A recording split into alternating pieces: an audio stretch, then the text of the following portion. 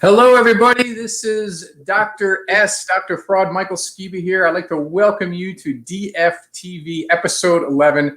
Really excited that you're here. And first and foremost, just want to say happy Veterans Day to everyone, and also to all those that served out there. Thank you for all you've done for us here. So just want to start off on that note too. So this is fantastic. We have a great speaker today, and kind of co-host, if you will, as we navigate through this very interesting case.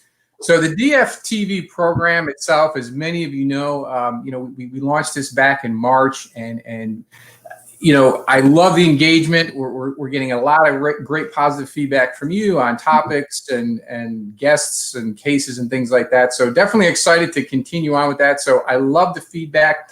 On that note, too, I'm going to be monitoring the chat as we go through this morning.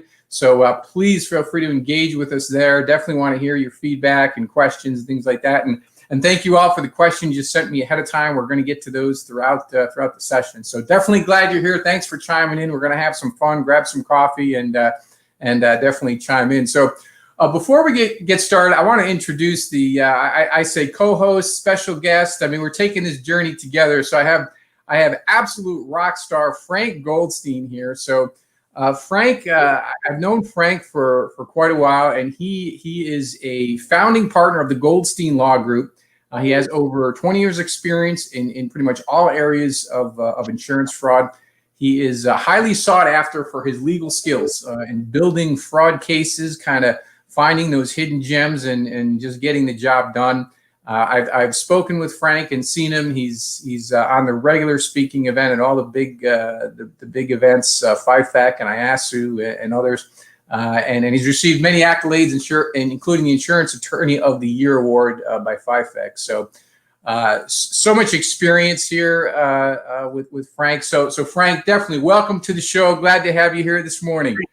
Thank you so much. I appreciate it. Pleasure to be here, Mike. Definitely fantastic. So Frank, we're going to be chatting about this really interesting case, and I think what's great about this case is it really showcases, kind of what you and I, the world we have lived in for, I don't want to add up the years or anything, but a lot of experiences, and I think the impact of this case, is such that it's kind of the middle of the spectrum. It's not one of those multi-million-dollar cases, but it's not one of the low, the low exposure cases. But what's important for us, as we know, is that these cases, they often grow and they bloom into other areas. And this is where I think just talking about this and creating the awareness, first off, and kind of some of the key factors, with this case are important. And that's what I want to do. We'll kind of dive in there and see what we can find. So we're going to head to New York, Frank, today. So let's do it. First class, of course. So what's interesting about this, when we talk about insurance fraud, from a consumer perspective, I think, and we know this again as dealing in this industry, we get asked this question all the time: is what is the cost of fraud? What's how do you actually quantify this? And I think many of I've been involved in a lot of research studies on this. Just finished up what I did with the coalition, and it's interesting because I often, when I'm asked that question, I've seen the term, or I've seen the number, 3 billion. I saw one the other day. It was like 5 trillion. It was just all over the place. And I think that's what's important. That message that I think we'd like to convey first off is that. We know, regardless of what the exact number is, it's a humongous problem. It's just something so impactful to all of us, on many levels. And I think for me, trying to actually quantify this, it's hard to measure. As part of my dissertation study, I interviewed 20 different executives, insurance executives, and I have to tell you, Frank, they were across the board with how they measured fraud. It was such a, well, do we measure it by the fact that we just detected it, or that we prosecuted it, or something in between? So for me, that's really one of the keys, I think, when we get into talking about prevention, is just to have that kind of baseline consensus as to this is what at least we can start with as a good measurement. But so Frank, are you seeing the same things in your circle as far as the measurement of fraud and the cost and the impact and things like that? Yeah, and first of all, Mike, thanks for inviting me to your program today. Privilege, and again, I know you and I have met and actually met and crossed paths in many of our speaking engagements. So thank you first and foremost. It's interesting you bring it up because whenever I meet with my clients about a project, about a big fraud ring, the very first question I ask them, which is ironic that you would bring it up right away, is what's your goal? What do you want out of it, right? Do you want intervention? Do you want to pair up with law enforcement and effectuate arrests and convictions? Do you want future deterrence, or what we call moratoriums, permanent or temporary, or do you want money back? And and then we go through all the different life cycles of all of those potential recoveries, right, or all those potential results. And so it really varies across the board. What I will tell you, it all boils down to, and maybe it factors into the case we're going to talk a little bit about, is the economics. Is the time and effort worth it versus the dollars that we may recover, right? So in a case like the one we're going to talk about, where it's 130,000, which by no stretch is a small amount of money, is that the kind of case where we would commit the kind of resources to recover money back as if the case were $5 million? And so, yes, those goals, by and large, do center around the economics of the case oftentimes. Right. So it's, like you said, you have to start with the strategy first. What's the desired outcome, setting that, the business world, the KPIs, things like this, and work backwards, right? Is it a full recovery? Is it, and I think that's a good point you bring up too about, awareness, because I know that this is very important to many companies, is, how they are projected to the public as well. So, it's, do we want to be, a company, an organization that's seen as being really tough, really hard at prosecuting, their policyholders and things like this, or is it the opposite? And they want to know that, or they want the, the opinion that they're, they really value their customers, they support them. So I think there's, right there, it seems like I in my experiences, I've seen this too, where you have insurance companies that, you might have a fantastic case of insurance fraud, but there just might be, a lack of desire for that publicity. They look at it as a negative almost. So, and you see this in your space as well. Yeah, and in fact, in the discussions that we have a lot, right, it sounds interesting on paper when you're dealing with a crime ring to say to a client, if we can sit down with them and effectuate what we call a moratorium, which means we don't want to see any more bills from you at all. We're done. You're done doing business with us. We're done doing business with you. That sounds incredibly interesting and sexy to a client until I say to them, you do understand that they're not just going to walk away, right? I mean, they will morph into something somewhere at some point. So you're still going to have to commit some resources to making sure that they don't, rear their ugly heads again. And so there's always a little bit of a cost to every sort of goal that we endeavor, to set. So yes, all of those things we have to consider, the economics of it and the sort of the reality of whether or not that result is as good a result as we think. Right. Yep. Fantastic. And it's a great segue to start talking about, talking about this specific case. So, I mean, it is such an interesting case to focus on. It really caught my eye because it's just such, it's very consistent with a lot of the patterns that we see as far as fraudsters and scammers and the direction it can, a case like this can go. And the case itself originated, I mean, this is the Pilgrim Psychiatric Center down in New York. And I mean, some of the basic facts, this was a psychologist. He filed more than 450 false medical claims, so, and he had a kind of a unique way to do that. But here's an individual that, was employed by this psychiatric center. So this wasn't, any type of outsourced relationship. And this is what's interesting. So when we talk about the psyche of this and the psychology of these types of scammers, it's interesting how that kind of evolves, so. Yeah. let's chat about that for a minute. So, I mean, in your experience in the, fraudsters that you've actually prosecuted, maybe have a chance to talk to directly, or through, examinations and things like that, are most of the cases, do they start small? Do they, kind of grow? How does this happen basically? I mean, does someone like this usually, like, would he have a history, would you say? I mean, what is the general consensus with some of the cases, the bigger cases that you've been involved in? I mean, customarily, they do start small, but what I will tell you, and this is a perfect example of it, is they test waters, right, Mike? Right. They'll throw that fishing pole in the water, and they'll throw a case out there, and they'll look, and they're going to see, does this company have analytics?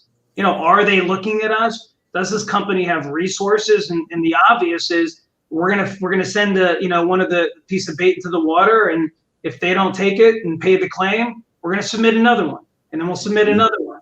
And so before you know it, again, depending on the insurance dollar values in your state, all of a sudden that $10,000, $20,000, $100,000 in benefits could be $5 million inside of 6 months. So that's when I see it start small, but it doesn't stay small for long if they feel that the insurance companies aren't investigating, don't have analytics, aren't committing resources to it, and quite frankly, not even remotely catching on to what they're doing. So that's what I typically see from that vantage point anyways. Yep. But I think, some great points there too. And I mean, just the fact that the thing that kind of caught me was, the number of false claims, so it was 450 right. false claims that were filed. And I mean, the first thing I thought of, I have of course, a background in data analytics and the cyber world. So I'm thinking, okay, that I'm sure there was some anomaly somewhere. You right. bring that up when you talk about data analytics, the fact, there had to be a red flag in there somewhere, in my opinion. And this is not to by any means, bring up anything negative with the insurance company or anything, but I mean, you would think there would be some sort of flag indicators involved in that.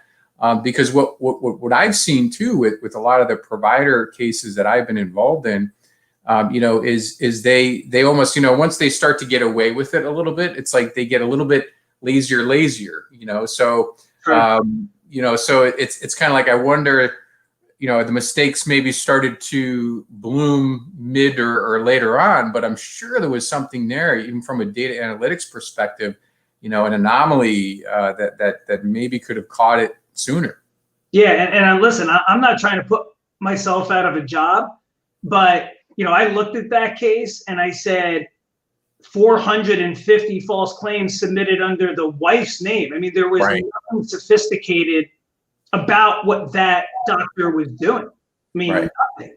And so you wonder, right? You wonder if there was a lapse in analytics, or the other thing that I've seen, which is, oftentimes the companies are so segregated in terms of who's handling claims that these claims aren't being consolidated with 1 or 2 investigators. And right. so, if you've got 25 investigators that are all handling claims sort of willy-nilly with no consistency to it, maybe no one will ever pick up on that. I'm sure that if they had some centralized investigators or people that were specifically handling certain types of claims from this entity, I think they would have looked at this in very short order and probably have seen that it was unusual for the doctor's wife to have had so many claims in a short amount of time. So it could be a resource issue, it could be a tech issue, I don't know. But to me, I looked at this and said, this was a very unsophisticated fraud compared to what I typically say, for sure.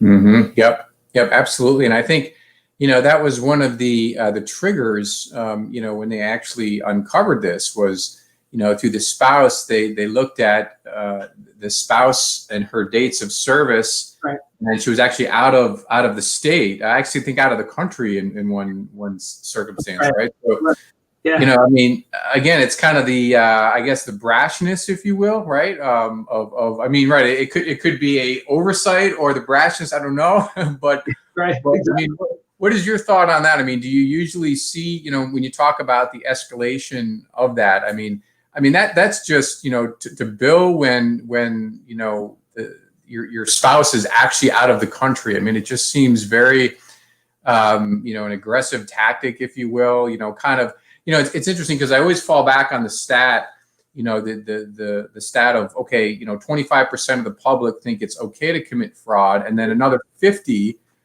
think that they wouldn't get caught anyway. So I mean, right off the bat, it's interesting because you have the general population, a good chunk, thinking that they could probably get away with it if they did. So sure, it kind of falls right in place here with that. So in your opinion, what is the the degree of, does that escalate to the point where, okay, let's say he got away with this, would there be another situation where he would bill for a month, let's say, when the spouse were out? I mean, is it usually, they kind of take a little as they go and keep testing the waters and continue?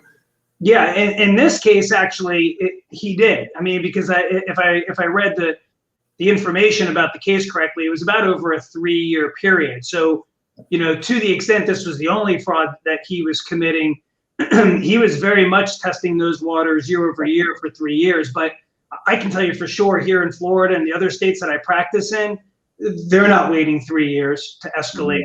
$130,000 in 3 years, actually, by my standards, is very small.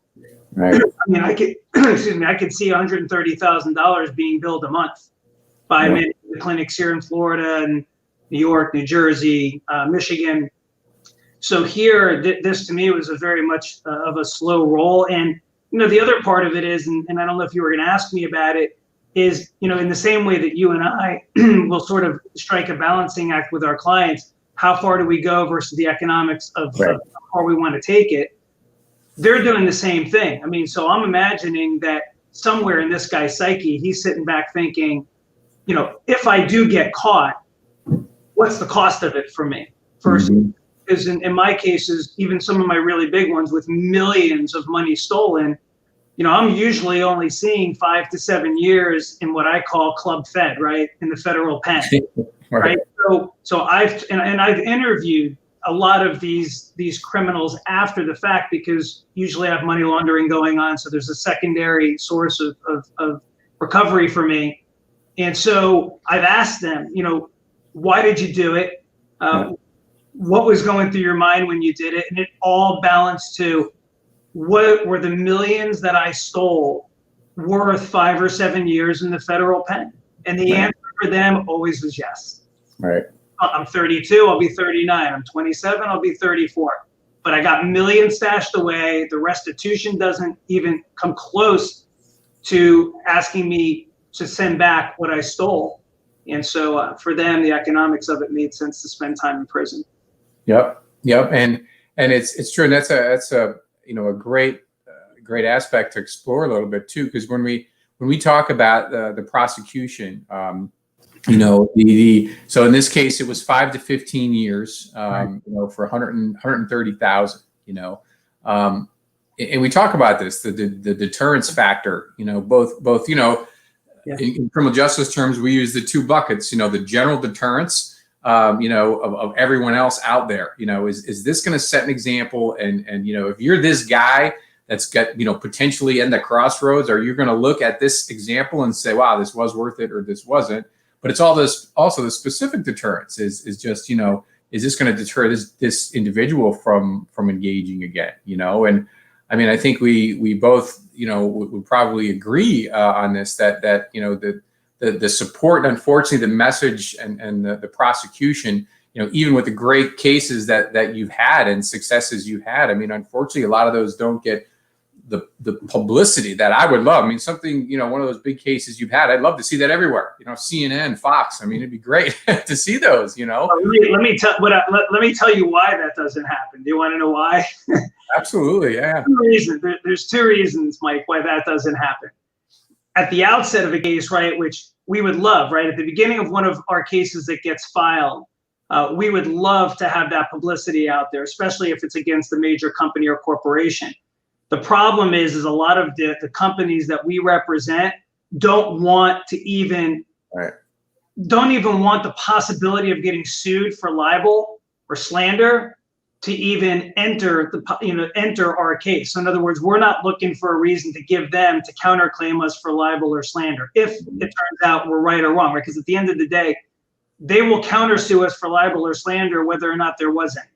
So number one, the companies by and large are a little bit gun shy about initial publicity because of the possibility of a counterclaim for libel or slander. That's the first.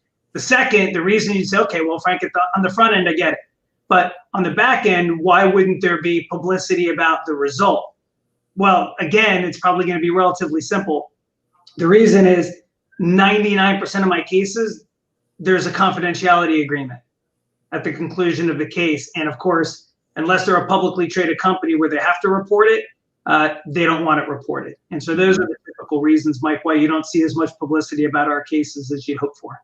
Yep. And I mean, we know when those messages don't get out to the criminal element. I mean, there's the two buckets we call them. The opportunistic fraudster, those that just kind of really don't have much of a history, but have an opportunity. I've had the I don't want to say pleasure, but I've interviewed quite a few with my work at the ATF, and a lot of them, this is where they started. They started with a small fire, got away with something, and an opportunity would come, and then they would just springboard.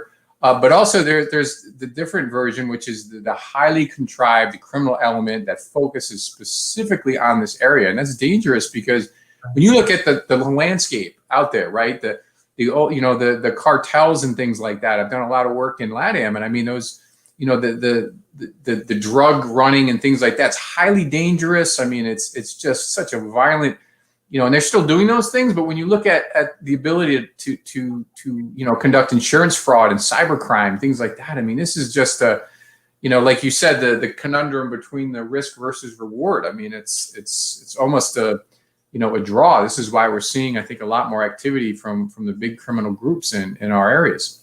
Yeah, and you talked earlier about this doctor, and again, chances are, right, this doctor is going to lose his license, and that's going to be his livelihood in that regard is going to be gone. And one of the things that I wish I could beg of these companies to do is, when you're seeing a large volume of claims coming in, I mean, something that is, a bit of an anomaly, take a few minutes and go look and see who owns these companies. And the reason that I wish they would do that is I'm involved in a lot of long-term healthcare fraud cases, and there's an immense amount of abuse in that area of these nursing homes and these rehab facilities. And every other week there's a new federal criminal indictment or case coming out, where arrests are coming out of these places for bilking insurance companies for patients who didn't exist, deceased patients, duped patients, whatever.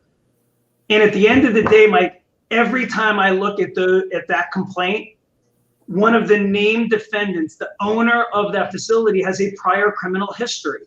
If that insurance company had spent 5 minutes and looked at who the owner of that facility was, they could have saved themselves $10 million in losses and said, you know what?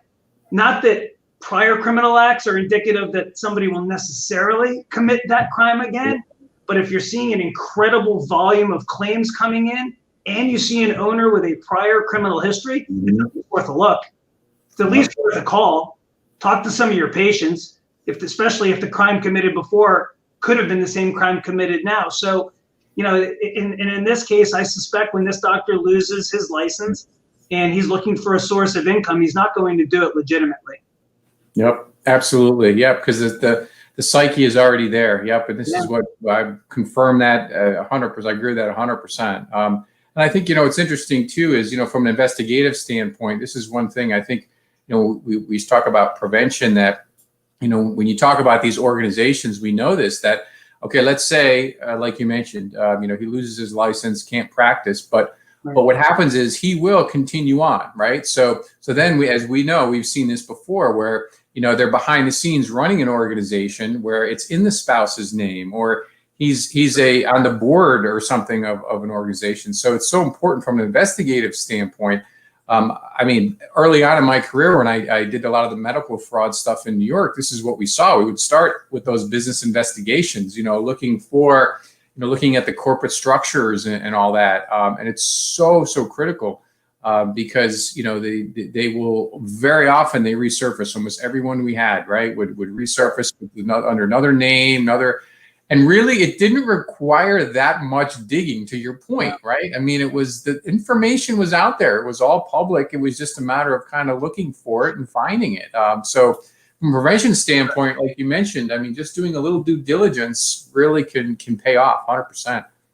Yeah, I mean, it's not like we've said, it's not, we're not asking anyone to commit incredible, unrealistic resources. Take a look at your data, see where all of the claims are coming in from, compare that claim history to years past. I was talking to someone the other day, Mike, about telemedicine. Yep. And with the onslaught of telemedicine, now I said, if you're getting a lot of volume of claims in from a clinic that wasn't previously a high billing clinic, again, I'm not saying that is indicative of fraud, but take a look. What happened to that practice where the claim count went from here to something 100 feet taller than that? Just take a look at that and see what could have happened inside of that clinic to trigger that volume of claims. See who owns that clinic. See who's now involved in that telemedicine practice. It doesn't take a lot. Most of that stuff is public knowledge as to who the owners and officers are of these facilities, and then do they have a criminal background? So, again, this stuff is all accessible and not difficult and time consuming to find. Yep, absolutely. And I think, and I'm just getting to the chat. Ludmilla is on chat. Thank you. And I know some of the feeds come up a little bit late, but yeah. So Ludmilla comments, I've had several cases. Members submitted several claims within a few years for appendectomy. One member was pregnant 11 months. So, I mean, it's incredible. I mean, right. It's just, again, it's incredible. And then another comment, disclosure to the public. Yep. Confirming the same. I've had the same experiences, regarding disclosure, to the public. So, I mean, it's, this is something that we do know. And, it's interesting when we talk about, start to kind of wind down the topic here. We talked about some prevention, but from a consumer perspective too, I think one of the things is important to note is these type of, frauds we know, I mean, it's impactful on so many levels, right? I mean, everyone's premium, I've seen all kinds of statistics, like, I've seen anywhere from 1,000 to 1,500 to 2,000 a month, or excuse me, a year, in premium increases. So you have that people are paying for, just, they're paying for this guy, for stuff he did.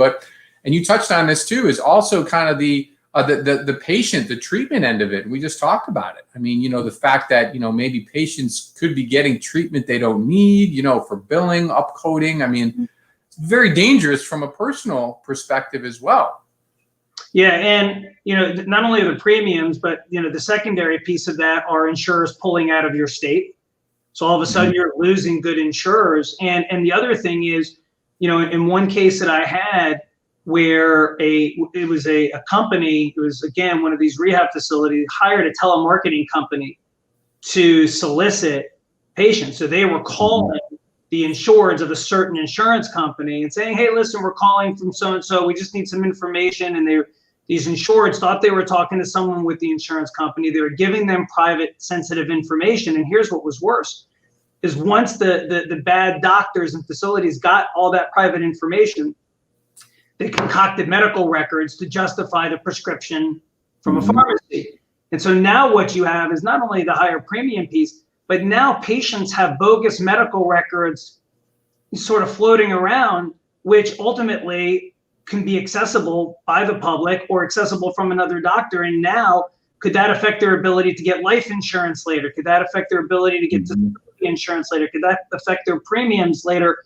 When the patient's saying, that's not me. That's not my medical record, but it shows all kinds of ailments and diseases and diagnoses. And so it can have a profound impact on that insured's ability to procure any type of insurance in their premiums. So it does affect our insureds when they're defrauded by these clinics. Yeah. And I mean, to that point, I mean, that's why it's such an important message to get out, because even though this case originated, I mean, it's centered right in New York, right in Long Island. I mean, it's, it has such a ripple effect, within New York, outside of New York. I mean, it's just on so many different levels. So I think it's such an important point to note. And I think that's one of the things, one of the key messages that I think we delivered and is so key, is that, to those in the industry, it's so important, to really, do your due diligence, look out for these type of cases because they do escalate. Looking back on this case, right, both Frank and I noted that we kind of, both the radar popped up that this maybe should have been detected through some sort of, flags and analytical system, which is all these things are all out there to be used. And also from a consumer perspective, that these things, we need consumer support, with these type of endeavors, so I think that's, just an interesting case to springboard. So Frank, any final thoughts from you on this case? Anything we didn't kind of cover that it's an important message to get out there? Not on this case, but just one final thing I want to say, and it's sort of, again, just investigation 101. And again, just something like I'm going to suggest could really help prevent, these kinds of claims and fraud running away. And that is, pick up the phone, talk to your insureds. I mean, again, if you're seeing a volume of claims coming in, it's an anomaly. It's outside sort of the norm from whatever facility that you're dealing with. I'm not saying, I know you can't pick up the phone and talk to every single customer, but if you're getting 10 or 15 claims a month, and call 3 or 4 or 5 of your insureds and, hey, say, listen, I got a bill here. Did you go? Did you get these services? I mean, 1 or 2 of those calls, and you start figuring out quickly when people start saying, I wasn't at that clinic. I never got that prescription. That's not me. I was out of the country. All of a sudden, now instead of 9 months later, where you're $250,000 or $1 million behind the 8 ball, now you're out in front of it. So I would say, run your analytics, look at the volume, pick up the phone and talk to your insureds from time to time, and just see if what you're getting billed for is being done, and do a little research on the clinic that's billing you or the facility that's billing you, just to see if what kind of history or criminal history they have or they don't. So those are 3 simple things. Absolutely, yeah, and fantastic tips. And I think, right, like you said, it's a combination, of that, the human element, the old, investigator hat on, but also, leveraging all those data tools and things out there. And I mean, I think, right, when you bring those 2 things together, it's just it's magic, if you will. So right. But that's fantastic. So Frank, I can't thank you enough. I always like to ask, before we get off the phone, what's a fun fact about Frank Goldstein that people might not know about you? Let me think. So I'm 52, right? So this is a message for all the people my age and maybe older. I started paddleboard racing, not just paddleboarding, but paddleboard racing and paddle surfing in my 40s. So a fun fact is I'm a sponsored racer, and I race all over the state, and used to race around the country in my 50s. And so now you will see me with my hat, my paddleboard, my paddle, my little sponsor shirt on, and off I go. So, it can be done. You don't have to quit living when you turn 50 years old, and I haven't. Very cool. Very cool. That's a nice thought throughout. Next time you compete, when I'm in the doldrum winters of New York, I want to see a good video. All right, just I'm going to torch you with our good Florida weather, minus of course the hurricanes that seem to be popping up here in early November, but nonetheless. Duly noted. I'm going to hold you to that, Frank. So, Frank, thank you so much for your insights. Fantastic to have you, on the show. How can anyone reach you, Frank, if they need to? What's the best way? Yeah, thank you. So again, my law firm is Goldstein Law Group. Our website is mydefenselawyers.com, and my number is 954-767-8393. And again, if anyone listening in has any questions, you need some feedback, you need a little guidance, Mike, I'm easy to reach, and I'm happy to pick up the phone. Even 25 years later, I still love what I do. So absolutely, this is you can sense it. This is what I love about it. So Frank, thank you so much for your time. I appreciate it. And again, to all the viewers out there, we're going to go through to all of you that were on the chat as well. So I'm going to go through the questions, make sure we got all of them, and then Frank and I can follow up as needed. But please contact Frank, with anything in his space, myself. Definitely more than happy to chat with you down the road. So again, I want to thank everyone for attending. So stay tuned. Episode 12 will be coming out. We're going to skip, we do every other week, and that'll put us the Wednesday before Thanksgiving. We're actually going to postpone 1 week after that. Let everybody have a little extra turkey and get ready for the preparation. So we're going to hit it again right that first week in December there. So stay tuned for updates on that. Again, thank you, everyone. If anyone needs anything, you know where to find me. Until next time, thank you. For everybody.